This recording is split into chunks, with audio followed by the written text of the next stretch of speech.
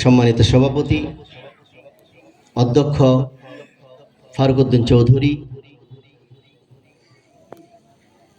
আজকের এই অনুষ্ঠানের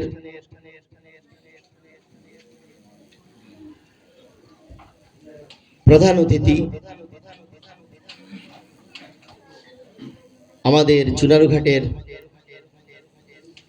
উপজেলা নির্বাহী অফিসার জনাব মোহাম্মদ শফিকুল ইসলাম, আজকের এই কোরআনিক সম্বর্ধনা অনুষ্ঠানের প্রধান আলোচক। আমি নতুন করে একটা শব্দ সংযোজন করতে যাচ্ছি।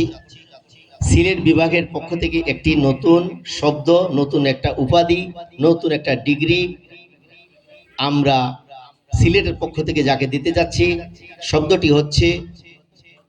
কোরআন সহজীকরণে বিশ্বনন্দিত। আবার বলছি, আমি কোরআন সহজীকরণে বিশ্বনন্দিত আলহাজ হযরত মাওলানা কারি রমজান আলী সাহেব, আমার হুজুর আজকের প্রধান আলোচক। মঞ্চ উপবিষ্ট বৈজ্ঞানিক পদ্ধতি কোরআন শিক্ষা ফাউন্ডেশনের মহাসচিব আলহাজ হযরত মাওলানা হাফেজ কারি মুফতি আব্দুস সালাম সাহেব, মঞ্চে উপবিষ্ট বৈজ্ঞানিক পদ্ধতি কোরআন শিক্ষা ফাউন্ডেশনের কার্যনির্বাহী পরিষদের সম্মানিত সহসভাপতি আলহাজ হযরত মাওলানা কারি আবু সালেহ সাহেব, মঞ্চে উপবিষ্ট আমার প্রিয় বন্ধু, যেহেতু আমি আর পরে কোনো বক্তৃতা দিব না, তাই এখানে আমি ভূমিকায় শেষ করে ফেলবো। 2021 সালে যিনি আমাকে সিলেট বিভাগের প্রথম ক্লাস নোয়াপাড়ায় উদ্বোধন করেছিলাম, এই আজকের সভাপতির মতোই উনিও একটা ভূমিকা রেখেছিলেন। সেটা হচ্ছে নোয়াপাড়াতে একটা রুমের ভাড়া 7,000, এইরকম দুইটা রুমের ভাড়া 14,000 টাকা। এই 14,000 টাকায় এক মাসে এইভাবে 3.5 বছর আমাকে একটা ট্রেনিং সেন্টার আমাকে দিয়েছিল সেই মাওলানা হাম্মাদ আলমগীর, আমার প্রিয় বন্ধু, উপস্থিত বিশেষ অতিথি এবং আজকের এই অনুষ্ঠানের সম্মানিত বিশেষ অতিথি চট্টগ্রাম বিভাগীয় পরিচালক হাফেজ কারি মাওলানা মুফতি নজিবুল্লাহ সাহেব, মঞ্চে উপবিষ্ট আমি আগে বলেছিলাম কোরআনের পাগল হয়ে আজকের অনুষ্ঠানের জন্য যিনি সৌদি আরব থেকে আসছেন আলহাজ জনাব